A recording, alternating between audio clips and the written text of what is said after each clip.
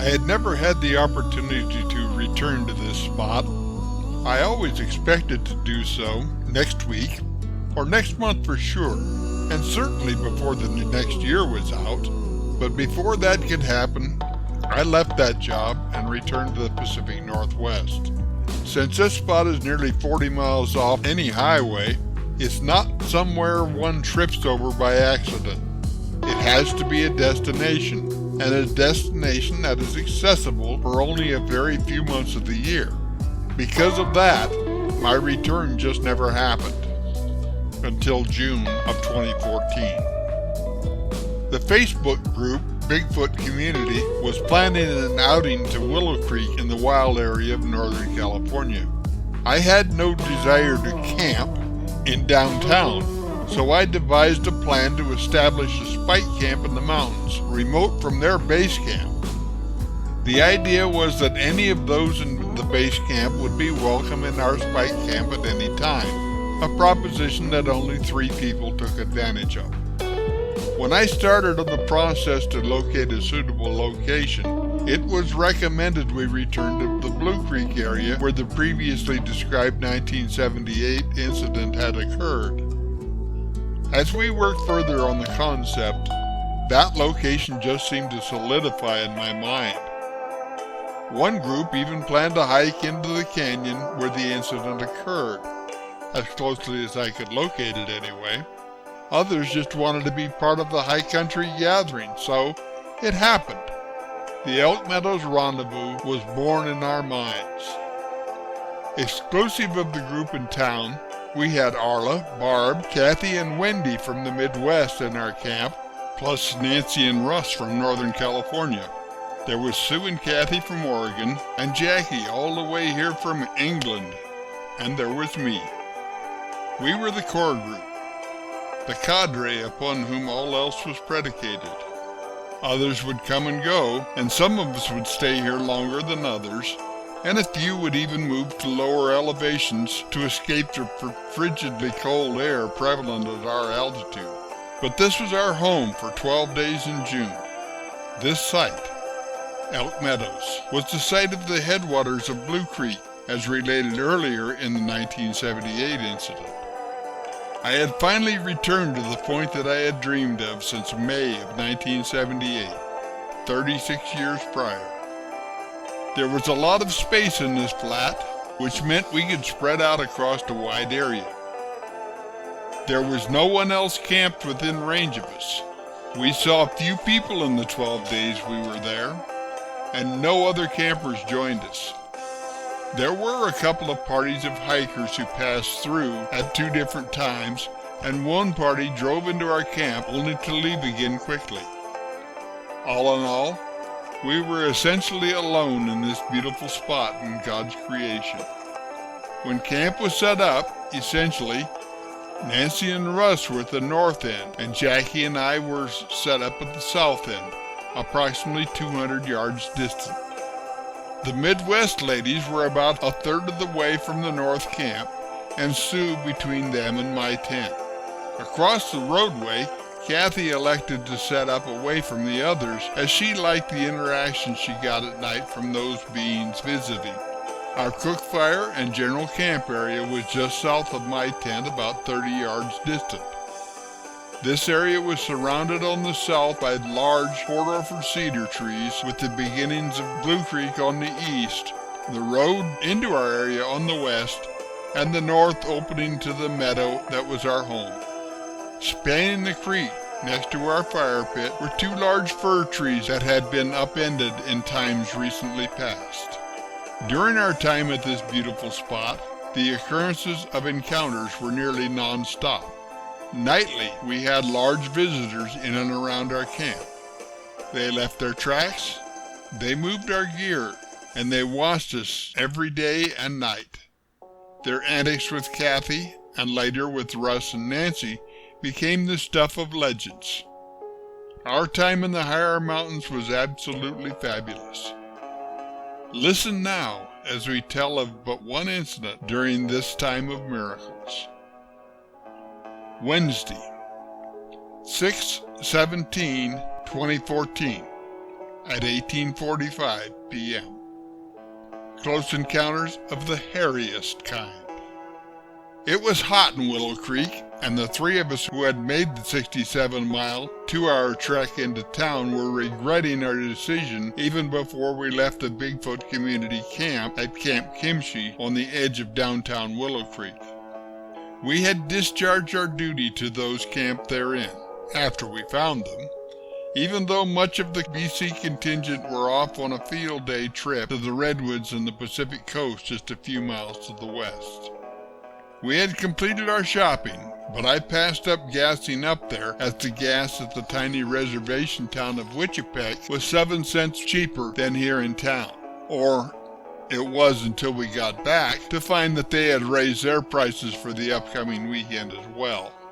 We filled our propane tank as well, since this was the first time we'd used the tent heater on its high setting, and believe me, running out of gas for your heater was not to be contemplated at our high elevation camp, where ice routinely formed on the outside of the tent before morning. All things accomplished, we pointed our collective nose homeward on the go road from the Orleans O.N. As we climbed the grade that led us from town, all of us were awake and alert. We had seen deer and bear on this road virtually every time we had traversed it, and certainly did not want to miss the opportunity to do so again. At least, that is what I told myself, and that it had nothing to do with the fact that I was working very diligently to reduce the 2-hour drive time to less than 90 minutes. We had seen bear ranging in age and size from newly emancipated 2-year-old twins to a huge old boar that was probably as large as any bear I've ever seen in the lower 48. This old boy did not wait around for a portrait, nor even for introductions, but we had seen him clearly in the middle of the road in bright sunlight at a range of less than 30 yards. He was large enough of head and body that his ears appeared tiny in comparison, an important clue in judging the size of any bear.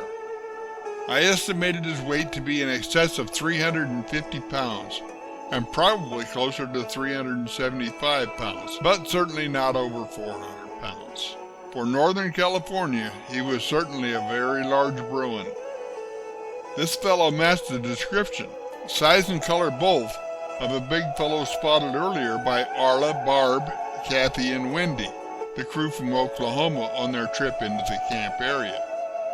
Although certainly a black bear, Ursus americana, and not a grizzly, Ursus horribilis, it was of a grayish-brown coloration, and not the shimmering black displayed by so many of those found here.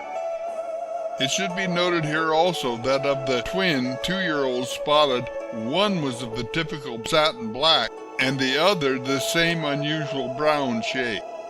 This caused me to reason that this huge old boar was probably the sire of these twins, and was most probably the dominant male in this region, the bull of the woods, so to speak. Having all this experience so fresh in our minds, we were especially alert to our environment and hoping so to repeat our encounters. Our little troop had not yet passed the 6-mile post on the go road when I rounded a curve, one of approximately 268,000 of them on the final 30 miles of our trek, and there, standing directly in the middle of the road, again in bright sunlight, was another pure black-faced bear. He was, I believe, another 2-year-old, not long from his mother's protection. He also did not wait around for introductions, nor even other civilities, but in a matter of 5 or so paces swept into the brush that lined the road in such profusion at this point. Within but moments he was gone in the physical form as his after-image was fading from our eyes. On we traveled. On we traveled, with me pushing as hard as the ubiquitous curves and deteriorating road conditions would allow.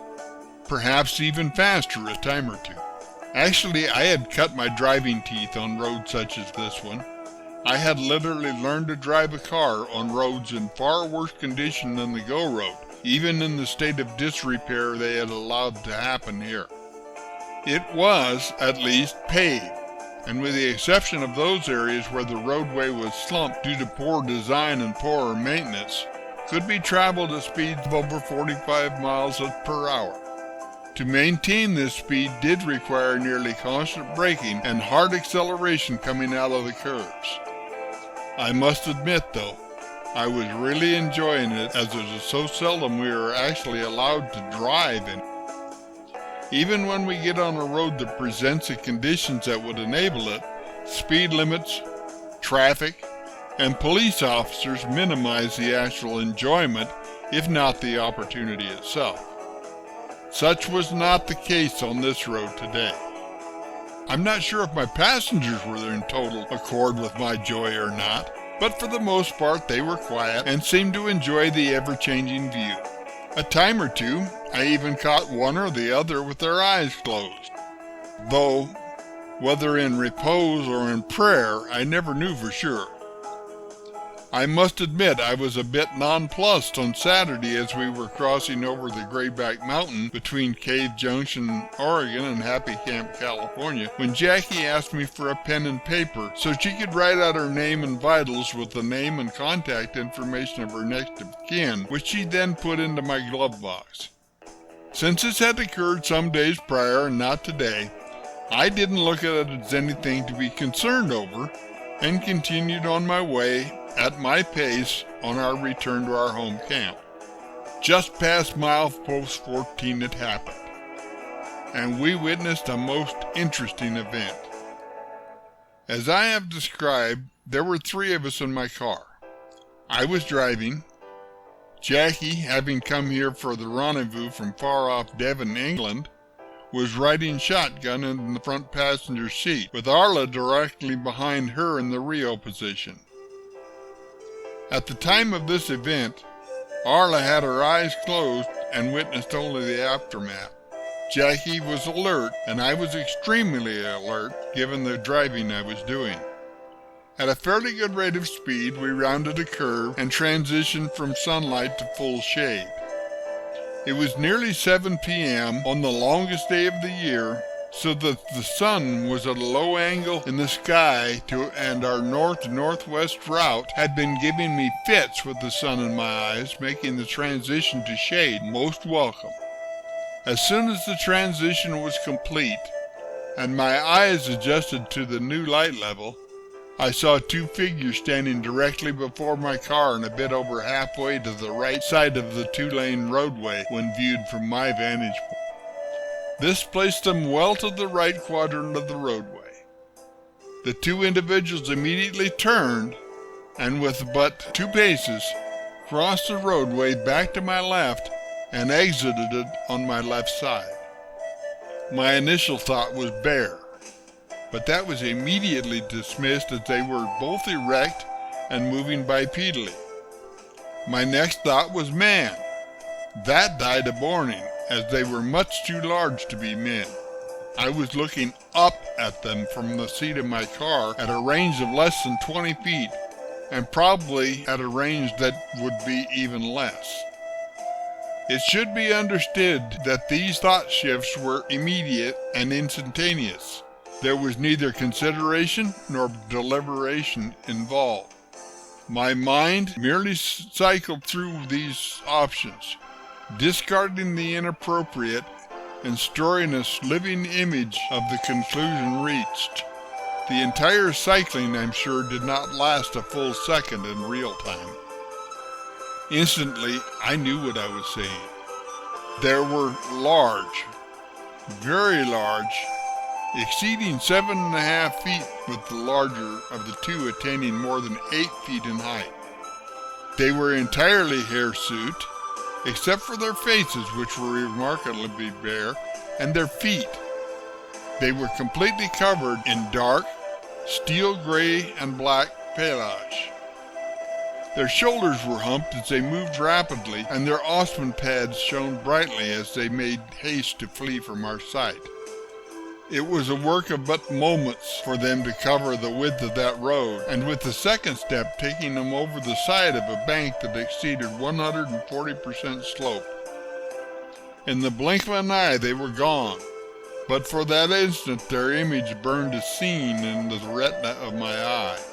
An image that is not dimmed with time, but is as bright as it was that day. For just a few seconds we sat and reflected on what we had seen. The sound of Jackie's exclamation of "Bigfoot" was still ringing in my ears when a most amazing sequence of events was set into motion. Jackie, from her shotgun position, saw them as quickly as I did. She recognized them immediately for what they were, then started recanting. I could see her mind working to convince herself that she had not seen what her brain knew it had seen, and what was real. "No," she said, "not Bigfoot, but men with rucksacks on." They were men. I could see their shoes they were wearing. They were dressed alike in gray-black wool shirts and matching pants. This continued all the way back to our camp, with revision after revision, whereupon she had totally convinced herself by the time we reached our camp, 20 miles later, that she had seen nothing more than two men, probably Mexican drug mules, in rucksacks, identical long-haired ghillie suits, and wearing colored flip-flop shoes, cross a double-lane road in a step and a half, and dive down a 140% side slope to escape view. Why any of this would have been necessary remains unexplained, except to say that our mind is a strange creature. It likes to be comfortable, and having to accept things it has no experience with is decidedly uncomfortable. So it retreats to that which it does know. Hence, in Jackie's case, it knew men with backpacks. It did not know Sasquatch. It knew what a ghillie suit was. It did not know what a hairy, man-like being was. It knew what flip-flops were. It did not know what large, flat feet with shining Osman pads were. In short, it could accept a Mexican drug mule dressed in a long-haired ghillie suit with a backpack on, wearing flip-flops, whereas the Sasquatch, let alone two of them, were totally foreign and totally unacceptable to her. I have come to learn that this phenomenon is not rare. It's a common defense mechanism our brain employs to protect itself. The simplest answer is the best answer, is totally applicable here. It was a day or so later when the subject had come up again, and I averred that she was in error, as I had seen the same thing she had seen, at the same range, and at the same time, and I was totally convinced that what I had seen were two Sasquatch, one larger than the other, one male and one female, standing in front of my car, approximately 2/3 to 3/4 of the way across a double-lane road, spin so quickly, cross back, and disappear over 140% side slope so rapidly as to leave one, except for the distinct after image on his retina, wondering if there had ever been such a thing there to begin with. As Jackie uttered her now familiar refrain, Arla interrupted her and said, "Jackie, you have traveled 6,000 miles to see what you have seen, and now your mind is not allowing you to do so." This began a new thought process in the lady from England. It took her some time, but before I returned her to the airport in Portland, Oregon for her trip back home some days later, she understood that this was true, and that she had indeed seen not two Mexican drug mules in long-haired ghillie suits and wearing backpacks and flip-flops, but in fact had seen two very hirsute, very large Sasquatch beings on the road to Elk Meadows on a mid-June day in 2014. Thank you for watching this. If you enjoyed it, I hope you would click the like and subscribe to our channel. I intend to put out more of these, and I hope to share them with you. Thank you very much.